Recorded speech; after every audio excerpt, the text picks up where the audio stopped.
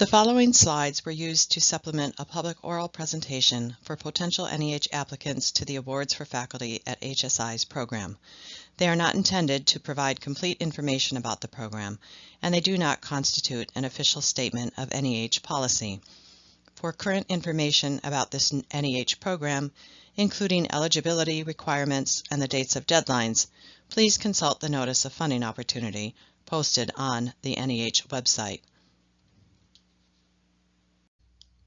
Hello, and thank you for joining us for this webinar about the National Endowment for the Humanities Awards for Faculty at Hispanic Serving Institutions program. The Notice of Funding Opportunity for the program is posted, and applications can now be submitted. The deadline is April 9th, 2025. Notifications will be made in late December 2025 for projects starting on January 1st, 2026 or later. I'm Mary Macklem, a Program Officer in the NEH Division of Research Programs. My colleague Jackson Foster, Program Analyst in the Division of Research, and Gwen Yates, Program Analyst in the Division of Research, also work with this program. We are happy to answer any questions that you may have about the program. Please don't hesitate to reach out to us at facultyawards@neh.gov at any time. We will be offering a live question and answer session. It is currently scheduled for Friday, March 7th from 12:30 p.m. to 1:30 p.m. Eastern Time. You can register for the live Q&A on the program page on the NEH website. Any updates or changes will be announced on the web page. Here's an overview of the webinar. I will start by explaining how to find the application materials, then give an overview of the program, address who is eligible to apply, address the scope of the program, provide guidance on the types of projects the program can support, give examples of previously supported projects, take a look at additional program details, address how reviewers will assess your application, and describe the contents of an application. At the end of the webinar, I will address how to submit your application through grants.gov.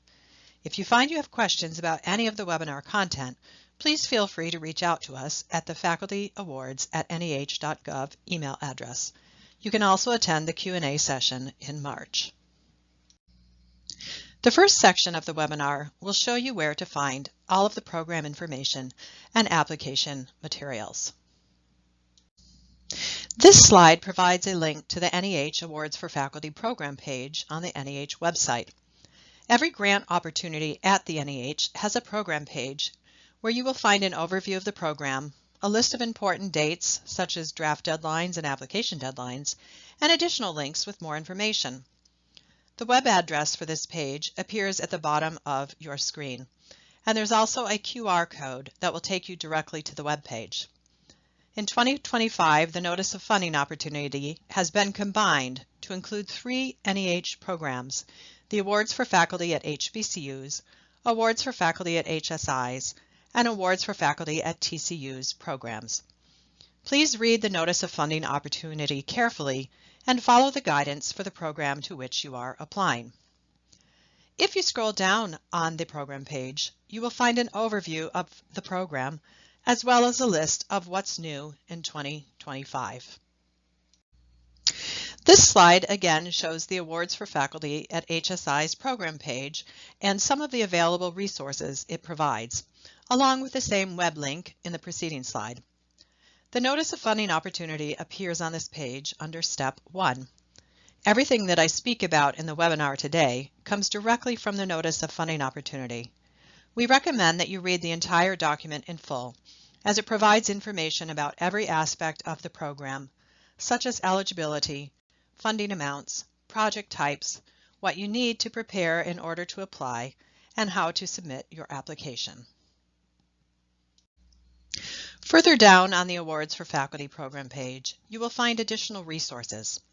For example, we have an FAQ as well as a link to projects funded through this program so that you can get a sense of the types of projects that have been successful. You will also find several sample application narratives and bibliographies, as well as a few sample work plans in some cases. These samples are not meant to be an exact model of what you should prepare in order to apply, but rather a collection of examples showing the many and diverse ways that applicants from a range of fields in the humanities have crafted successful applications. Each of these applications received funding.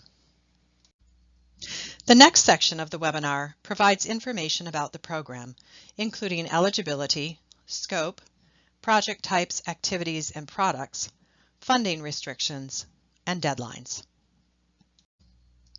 First, let's take a look at what the Awards for Faculty program is. The program seeks to strengthen HSIs by encouraging and expanding humanities research opportunities for individual faculty and staff members. Awards support individuals pursuing scholarly research that is of value to humanities scholars, students, and/or general audiences. So the program is focused on humanities research conducted by individuals. To support faculty and staff at HSIs, the program is designed to be flexible in both project types and award periods.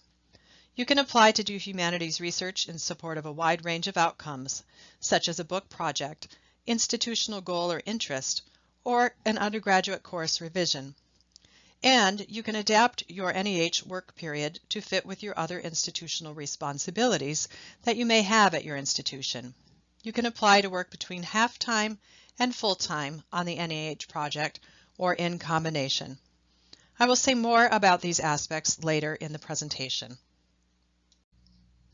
Now let's look at eligibility requirements for the program. You can find out more about eligibility in Section C of the NOFO. This program is for individuals. All full-time, part-time, adjunct, and retired faculty and/or staff members affiliated with an HSI, as defined and determined by the Department of Education, are eligible. If retired, however, you must not be affiliated with another institution at the time of application. The program is open to U.S. citizens and to foreign nationals who've been living in the U.S. for the 3 years preceding the April 9, 2025 application deadline. No advanced degree is required. However, you may not be currently enrolled in a degree program. If you have satisfied all the requirements for a degree and are solely awaiting its conferral, you must include a letter from the Dean of the conferring school or your department chair attesting to your status as of the application deadline, April 9, 2025. In addition to the individual eligibility requirements, you also must be affiliated with an eligible institution. NEH suggests that you check with staff at your institution to determine whether your university or college is eligible and meets the criteria for a Hispanic serving institution, as defined and determined by the U.S. Department of Education. Institutions must apply annually for these determinations through the Department of Education, and the Department of Education prepares an Excel sheet called the Eligibility Matrix every year, showing the results of these determinations. Be aware you may also need to submit supplemental documentation in some cases, demonstrating institutional eligibility. Be sure to read the Notice of Funding Opportunity carefully. Here is a sample screenshot of the U.S. Department of Education's Eligibility Matrix 2024. This is from the U.S. Department of Education website. NEH goes by the U.S. Department of Education determinations, as I mentioned in the previous slide. You can see that the current eligibility matrix provides tabs along the bottom. You can select the HSI tab. You will first need to find your institution in the list, then check the column on the right of your screen that states Meets 2023 Title V HSI Definition. This column should say yes. If your institution does not appear on the U.S. Department of Education's Eligibility Matrix 2024 as a Hispanic serving institution, but you anticipate that your institution will appear on the Matrix 2025, you must provide specific documentation in Attachment 10. What is the scope of this program? It's important to know that this program supports humanities research in all areas of the humanities, regardless of geographic or chronological focus. If you are working at an HSI, for example, your project could stem from any humanities field and topic of interest. While your research might relate to your institution's mission or goals, it does not have to do so. In a recent award cycle, for example, the NEH funded projects in the areas of Latin American literature, African history, and European art history. Projects can be designed for various audiences, whether other scholars, undergraduate students, or the general public. Remember that this program supports individuals conducting humanities research. NEH has additional programs for 2 or more individuals working together on a research project, or for projects more focused on humanities pedagogy and curriculum development. You can reach out to us at the Faculty Awards at NEH.gov email box if you have questions about whether your project fits best with this program or another NEH program. Because this program supports individual researchers, please be aware that funds go directly to the individual faculty or staff member. Awards support between 2 to 12 months, full-time equivalent. You can opt to work part-time. The period of performance you choose, however, must be continuous.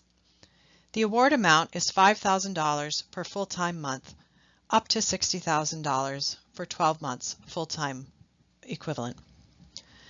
Please note that no cost sharing is required and no indirect costs are allowed. Given the scope of the program regarding research in the humanities, I wanted to give you some additional context about how NEH defines the humanities.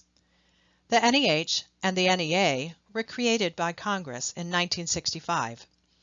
Our definition begins with the agency's founding legislation. The humanities fields on this slide come directly from the National Foundation on the Arts and Humanities Act of 1965, and it reads as follows, quote, "The term humanities includes, but is not limited to, the study of the following: language, both modern and classical, linguistics, literature, history, jurisprudence, philosophy, archaeology, comparative religion, ethics, the history, criticism, and theory of the arts, those aspects of social sciences which have humanistic content and employ humanistic methods, and the study and application of the humanities to the human environment with particular attention to reflecting our diverse heritage, traditions, and history, and to the relevance of the humanities to the current conditions of national life." End quote. We thus have a capacious understanding of the humanities at NEH. A bit more about project types. As I mentioned previously, a key feature of this program is flexibility in both project types and work plans. Let's look at the types of projects that the program can support. You will notice from this page that all projects must be based on humanities research in literature, philosophy, history, and so forth, the disciplines indicated in the previous slide. However, humanities research can support a variety of project goals and outcomes. Like the NEH Fellowships program, with which some of you may be familiar, this program supports research in primary and secondary materials leading to the development of books, peer-reviewed articles, e-books, digital projects and resources, translations with annotations or a critical apparatus, critical editions, or other scholarly resources. However, projects can also support institutional or community goals or interests and draw on institutional or community archival collections, for example. Or projects can improve an existing undergraduate course revision, including the development of humanities resources, for example, oral histories, identification and preparation of previously unavailable primary sources, or newly compiled historical or literary collections. Please note this program does not support development of new courses. The course must have been taught previously. Also, only undergraduate course revisions, not graduate, can be supported through the Awards for Faculty at Hispanic Serving Institutions program. So here are some examples. A faculty or staff member might collect oral histories in order to develop scholarly tools such as language dictionaries or databases, or to contribute to an undergraduate course revision. Or a faculty or staff member might use the unique archives of a university for a project where an institutional goal or interest. In recent competitions, for example, the program funded a scholar to research and prepare materials for an art exhibition on campus.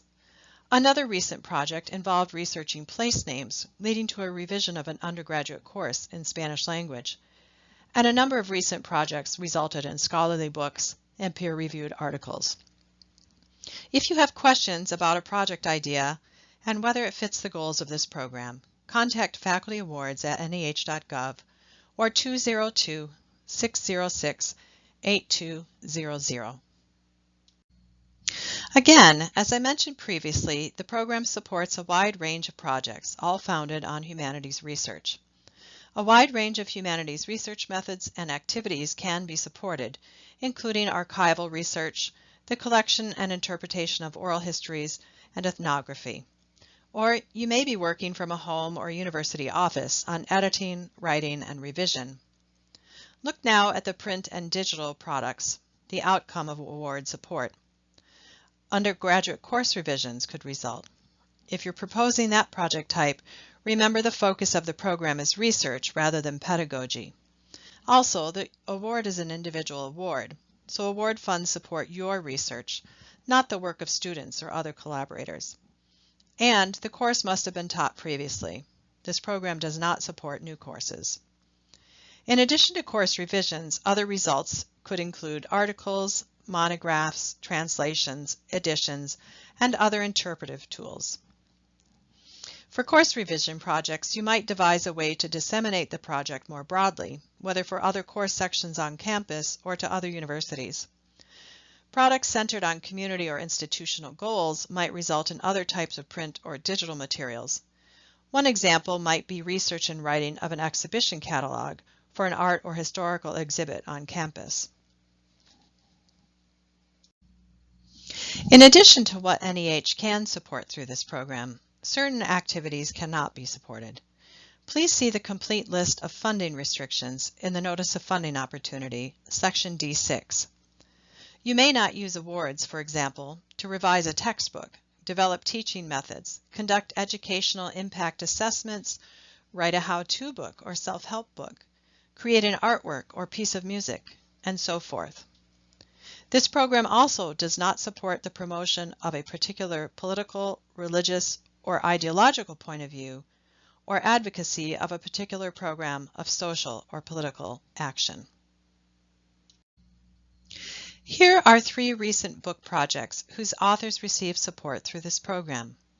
The first book, Circulating Jim Crow by Adam McKibble of CUNY John Jay College, resulted from an award in 2021. Professor McKibble received 12 months of full-time support to write and revise a book about how some Harlem Renaissance artists challenged the racial discourse circulating in a major mass-market periodical. The second book, authored by Sandra McGee Deutsch, is titled Gendering Anti-Fascism, Women's Activism in Argentina and the World, 1918 to 1947, published by the University of Pittsburgh Press in 2023. Professor Deutsch is a professor of history at the University of Texas at El Paso. She received 12 months of full-time support in 2019 for this project. The third book, by Costanza Dopfel at St. Mary's College of California, is titled Women, Fertility, and Maternal Art in Renaissance Florence. Professor Dopfel received 7 months of support to research and write the book. Given the flexibility of project types funded in this program, I have not pictured here but want to remind you of the possibility of humanities research leading to other types of products, not only book projects. In recent years, for example, as I mentioned previously, the program has supported undergraduate course revisions, peer-reviewed articles, and projects supporting institutional or community goals. You can look at the link for recently funded projects on the program page to see the full range of projects that have been supported through the program over the years. Here are some important deadlines and dates for the program this year. The application deadline is April 9th, 2025. The NOFO explains how to submit your completed application package through grants.gov. Be sure to allow enough time for any technical difficulties or other issues. We recommend submitting well before the deadline in case of any difficulties. Late applications will not be reviewed. Decisions will be announced in December 2025. The earliest possible start date for your project is January 1st, 2026. You can wait to begin your project all the way up until September 1st, 2027, so you have a large window of time. In addition, NEH staff will, in some cases, read and respond to draft narratives and work plans. Drafts must follow the format specified in the NOFO Section D. They must be submitted to the Faculty Awards at NEH.gov email no later than February 14th, 2025. New this year, staff will only review drafts submitted by applicants affiliated with eligible institutions that are not classified by the Carnegie classification system as doctoral universities, very high research activity. Please see the NOFO for full information about this. The third section of the webinar will provide an overview of the application materials and briefly touch on the review criteria for the program. Full information about these topics appears in the NOFO. This slide shows the table of contents to the Notice of Funding Opportunity. This part of the webinar looks particularly at Section D and E. Please see the NOFO for full details on this content. A reminder that application files must be submitted to grants.gov as PDFs or they will be rejected. And there's a link here again to the program page. Here is a screenshot from the NOFO Section D2. The NOFO provides an application component table, a list of the items that you need to submit by the April 9th, 2025 deadline as part of your application package. The table lists the application components in the left column. The next column in blue indicates how to name your files. The third column in orange indicates if the item is required, recommended, or conditionally required. Please pay close attention to these so that your application is complete and can go through review. Anything required, for example, must be submitted in order for your application to be eligible. The last column refers to page limits. Notice that we have mandatory limits for several of the attachments. Do not go beyond the allowable page numbers, even just by a line. Please remember that applications that exceed page limits or violate format instructions will be considered non-responsive and will be rejected from further consideration. The bottom of the table lists the required grants.gov forms. You can write and assemble all of the attachments in advance offline if you wish. The grants.gov forms, however, will need to be completed in grants.gov. You will attach your attachments, PDFs of your documents, to the grants.gov form that is called Attachments Form. Here is a slide with the criteria for the program. These criteria appear in Section E of the Notice of Funding Opportunity. You should keep this prominently in mind when writing your proposal. All reviewers will assess your project using these criteria and only these criteria. Grant writing is its own form. Don't forget that you can consult the sample application narratives on the program page to see how other applicants have addressed these 5 criteria. The first criterion pertains to the intellectual significance of the project for the humanities. Tell your reader what your project is about and why it's important. Explain what it will contribute to your specific field in a way that a humanities generalist can understand. You should also situate your project in the broader context of humanities research and knowledge. What is the state of the field on the topic, for example, and how will your project contribute to the field? Criterion 2 considers the quality of the conception, definition, organization, and description of the project and the clarity of expression. Generally, peer reviewers find that a well-written, clear application is a predictor of the quality of the planned publication. So writing a good abstract and narrative is important. Propose specific research questions and explain the methods, concepts, and approaches you will pursue. Criterion 3 is about the work plan and its feasibility. In Attachment 2, you should provide a detailed work plan broken into 2 to 3 month segments. This can be a chart, a list, or a narrative for the work plan, but make sure it's clear. Your work plan should clearly state whether you are seeking part-time, full-time, or a combination of support. Don't forget that your work plan must be continuous. Criterion 4 asks reviewers to consider the applicant's preparation for the project. If a new research area for you, explain how you came to it and your skills for doing so. Be sure to address your language competencies, knowledge of archives, and so forth. The last criterion considers the likelihood that the project will be completed and the dissemination and access plans. Mention the expected publication and other outcomes of the project. If you're proposing a book project, consider providing a description of the proposed book, such as the chapters. If you have a publisher or series in mind, you can mention that. If you're proposing an article project, indicate the likely length of an article and venue for publication. If you're proposing a course revision, indicate when you expect to teach the revised course and how you plan to disseminate your research results. Now let's take a look at some of the required attachments. Attachment 1 is the narrative. What should it include? This document explains your project to reviewers. The narrative should address 4 areas which are described in the Notice of Funding Opportunity. You will notice these pertain to the criteria for the program: significance and contribution, organization and methods, competencies, skills, and access, final product and dissemination. Overview: significance. It's very important to make this case. Identify the audience for your project and explain why it's significant to the humanities. State your thesis. Provide scholarly context. What work has already been done on the topic? What's the state of research? How will your work contribute? Will it build on, disagree with, or provide a new interpretation? If you're proposing an undergraduate course revision, explain how the research relates to revising the course, such as the readings and methodologies. Address the significance of the course in your teaching and for the institution. Also provide information on how many times the course has been offered, the number of students typically enrolled, and so forth. When possible, explain the broader significance of the project beyond the individual course. 2. For organization and methodology, explain your concepts and terminology, and how the final product will be organized. If you're proposing a book project, you can provide a brief chapter outline.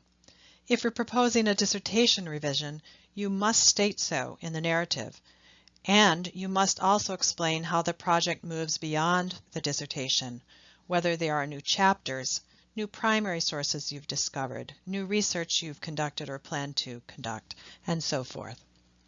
Also provide information about the methodologies that your research employs. 3 is competencies, skills, and access. Address your level of competence in any language, skills, digital technology, or other special skills needed for the project. Also address any arrangements you've made or will need to make in order to access archives, collections, institutions, and so on. Lastly, you should describe the final product and your dissemination plans. How will you reach the audience that you intend to reach? How will your project results be disseminated to them? Provide a web link if there is a website. In the case of a course revision project, explain if there are plans to expand the number of sections offered, replicate the course on other campuses, or otherwise disseminate the results more broadly.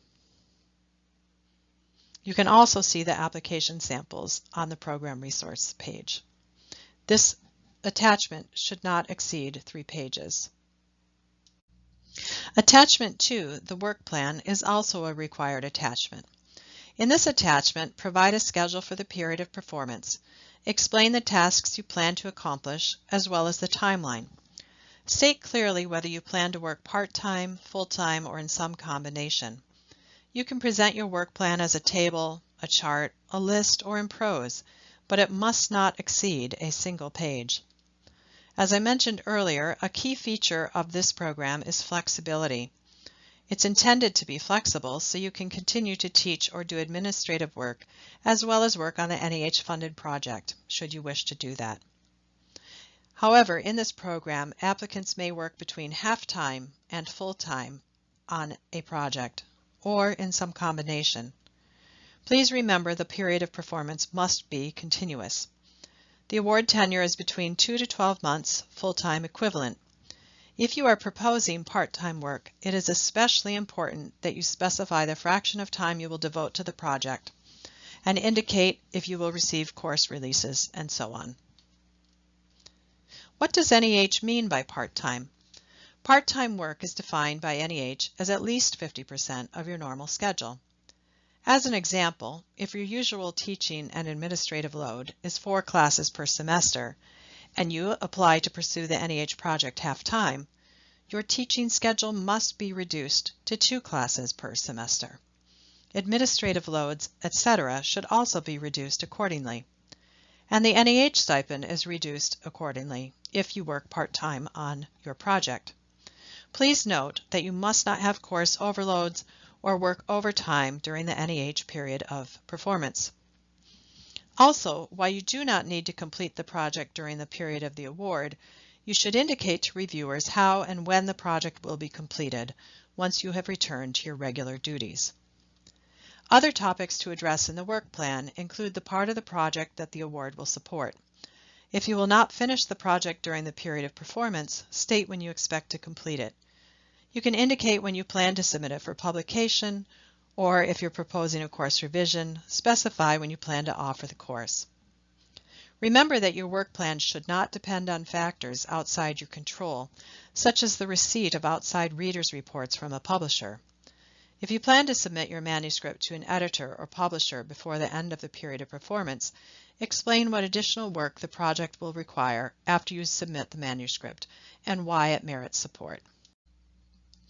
Now let's take a look at Attachment 3, the bibliography attachment, which is also required. This attachment must not exceed 1 page. So what should you include on this 1 page? The bibliography should likely include both primary and secondary sources that relate directly to your project. You can include works that pertain to both the project's substance and its theoretical or methodological approaches. Peer reviewers will use the bibliography to assess your knowledge of the subject area. If you're proposing work with archival materials, indicate which archives hold them. This slide pertains to the resume attachment, Attachment 4, another required attachment. This attachment must not exceed 2 pages. Here is a partial list of information to include. Current and past positions. Provide information about your education, list degrees, dates these were awarded, and titles of theses, dissertations. Include relevant awards and honors. If you've received any prior support from NEH, be sure to list these awards, the dates that you held them, and any products that resulted, such as books or articles. Also list your publications as well as other relevant professional activities and accomplishments. Don't forget to include your level of competence in any relevant foreign languages or digital skills. Here, once again, is the application component table from the NOFO, a listing of the attachments that you will need to submit to apply. Please refer back to the Notice of Funding Opportunity, Section D, for full details on all of these attachments, as well as guidance on what each attachment should include. I discussed the first 4 required attachments in the preceding slides. Additional attachments are listed in the application component table. NEH recommends submitting the confirmation of institutional support at the time of application. This document should be on letterhead confirming institutional support and signed by an institutional representative, like staff in the Office of Sponsored Research, a vice president, or dean. It should indicate that the institution will allow you to accept an awards for faculty fellowship if offered, even though it might reduce your teaching load. While NEH encourages you to submit this document at the time of application, if recommended for funding, you must submit it before NEH will issue an award. The application component table more clearly indicates which attachments are required, recommended, or conditionally required. If you are proposing a digital project, please see the new strongly recommended Attachment 9, Data Sample and Data Management and Sharing Plan. If your institution does not appear on the U.S. Department of Education's Eligibility Matrix 2024 as a Hispanic serving institution, but you anticipate that your institution will appear on the Eligibility Matrix 2025 as an eligible HSI, and you wish to apply, You must provide specific documentation in Attachment 10. Applicants whose institutions do not appear on the Eligibility Matrix 2024 as eligible and who do not provide the required documentation in Attachment 10 will be declared ineligible. There are some additional conditionally required attachments. Depending on your project and your situation, you may need to submit these or you may not. Applicants proposing additions, translations, digital projects, proposals including visual materials, and proposals to improve existing undergraduate courses, for example, should submit additional materials. These appendices should not exceed the page number per item. Other conditionally required documents include the conferral of degree document or explanation of delinquent federal debt. Please be sure to consult the Notice of Funding Opportunity for full details on these attachments. If you are missing any required or conditionally required attachments, your application will be declared incomplete and will not go through the review process. So, if you have any questions about what you need to include in your application package, don't hesitate to call or email program staff prior to the deadline, as we are here to help. There are also several web forms that you will need to fill out in grants.gov. These forms are also required. This slide provides more information about the grants.gov forms listed in the Application Components table and some of the information you should have ready before you begin filling out these web forms. You will need, for example, a project summary and a title for the Form for Federal Assistance, SF-424 individual. I suggest you compose your abstract and title in advance of filling out this form so that you have it ready to go when you're preparing to submit your application package. Full details about titles and abstracts are provided in the NOFO. You will also need to have ready the contact information for 2 referees. You will be prompted to enter these in the grants.gov Supplemental Information for Individuals form. NEH will contact referees after the program deadline using the email addresses you have provided, so be sure to enter these correctly. Also, please be aware that you can and should monitor whether referees have submitted letters after the referee deadline. You'll receive a link to do so from NEH after you have submitted your application. The last section of the webinar provides an overview of how to submit your application to NEH. You must submit your application through grants.gov. So, once you've written and compiled all of your attachments, saved them as PDFs, and checked your application package for completeness, page limits, and so forth, you'll be ready to submit your application package. A link to grants.gov and the application package, as you may recall from the opening slides, is on the program page. Even before you've started or completed the attachments, we encourage you to create a login.gov account and also register with grants.gov. You must create a login.gov user account in order to register and log in to grants.gov. Plan to do this at least a month before the program deadline.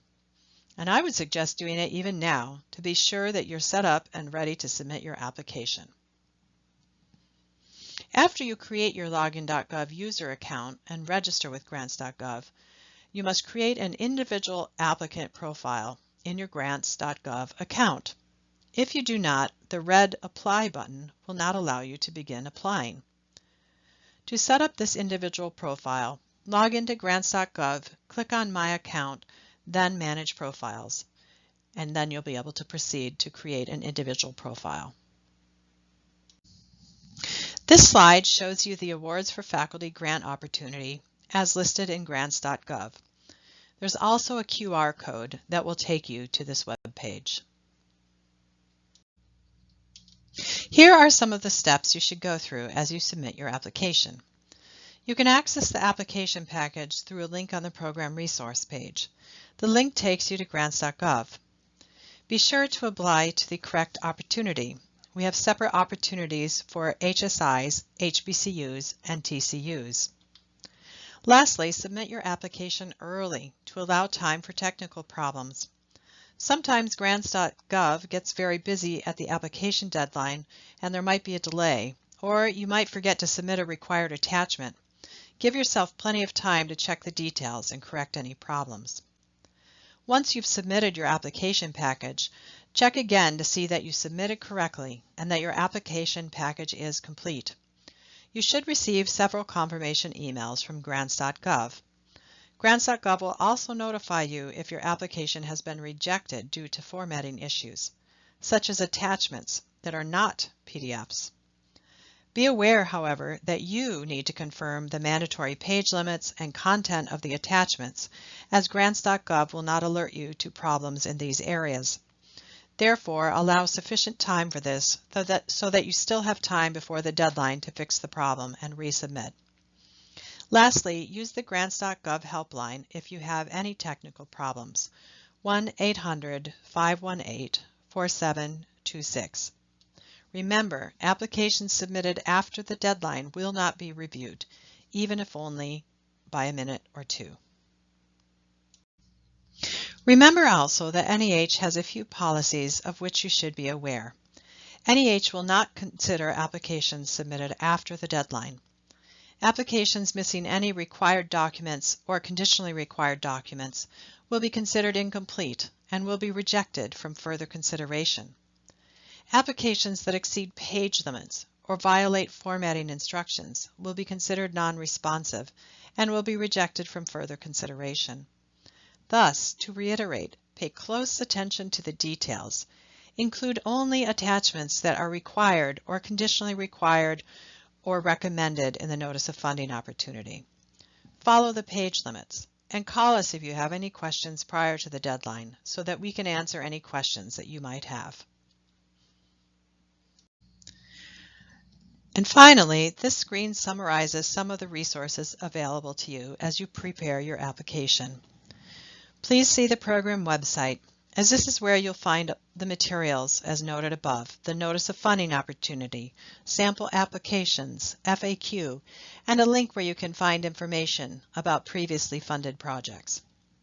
First and foremost, I urge you to read the full Notice of Funding opportunity. It's lengthy, but all of the materials that you need to submit are fully described in it. In addition, the NOFO includes all of the other details that was discussed in the webinar, such as eligibility, deadlines, required attachments, page limits, criteria, the review process, and instructions about how to submit your application to grants.gov. A reminder that if you are at an eligible institution, you may be able to submit a draft narrative and work plan for staff feedback, due by February 14, 2025, to the Faculty Awards at NEH.gov email box. Check the NOFO for restrictions and follow the guidance. Drafts are optional and have no bearing on the review process. However, applicants have found the staff comments useful in the past. We'll do our best to get these back to you with our comments at least 10 days prior to the application deadline. A reminder that NEH staff are very happy to speak with you or correspond over email so we can answer any questions. Please reach out. Here is our last slide for this webinar on the Awards for Faculty program. Please don't hesitate to contact us with any questions. You can reach me, my colleague Jackson Foster, and my colleague Gwen Yates by emailing facultyawards@neh.gov or by phoning the main number of the NEH Division of Research at 202-606-8200. And don't forget that another way you can connect with us is at the live Q&A session planned for March 7th, 2025 from 12:30 p.m. to 1:30 p.m. Eastern Time. Please check the program page for any updates or changes to this date and time, as well as to register. We hope to see many of you there. We hope this has been an informative webinar. Thanks for watching, and we hope to see your applications.